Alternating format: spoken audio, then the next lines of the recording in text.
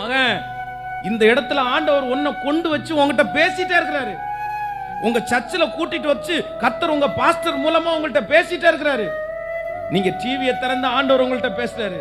நீங்க மொபைலை ஓபன் பண்ண ஆண்டவர் உங்கள்கிட்ட பேசுறாரு.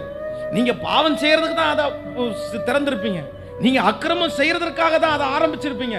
ஆனா அந்த ஒவ்வொரு நேரத்திலையும் ஆண்டவர் வந்து உங்கள்கிட்ட பேசிட்டே இருக்கிறாரு.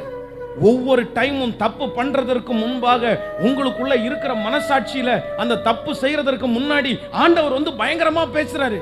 வேண்டாம் வேண்டாம் வேண்டாம் வேண்டாம் வேண்டாம் வேண்டாம் வேண்டாம்னு சொல்லிட்டே இருக்கிறாரு.